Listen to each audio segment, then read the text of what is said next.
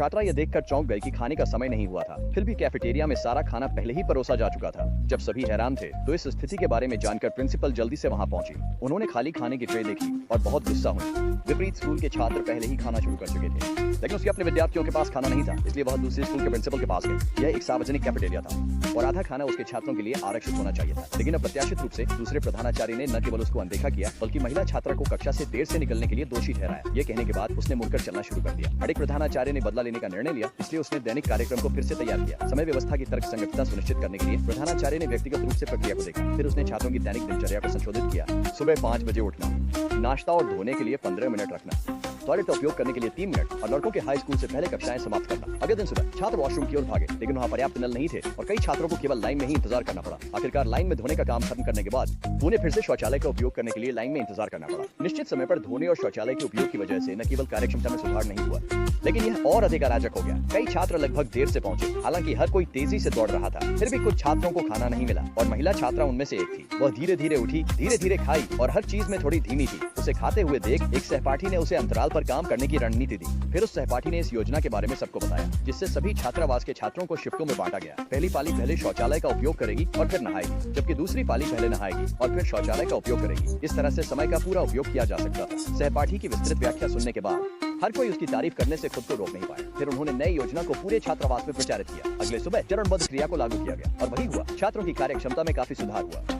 और अब कोई लंबी कतार नहीं थी। इस बार वे आखिरकार लड़कों के हाई स्कूल से आगे निकल गए और सभी ने भोजन कर लिया बिना किसी की कमी के। लेकिन इस बार वे लड़कों के हाई स्कूल के छात्र थे जिन्हें खाना नहीं मिला। विपरीत स्कूल के प्रिंसिपल बहुत गुस्से में थे। उन्होंने प्रिंसिपल को ढूंढा और पूछा कि वह खाने के लिए अपने छात्रों को प्राथमिकता दें, लेकिन प्रिंसिपल बहुत शांत थी, क्योंकि उन्होंने विपरीत स्कूल के प्रिंसिपल की सभी आवश्यकताओं का पालन किया था। जैसे ही प्रिंसिपल ने छात्रों के खाने की समस्या को हल किया, अप्रत्याशित रूप से वेतन के मुद्दे के कारण शिक्षक इस्तीफा देने लगे।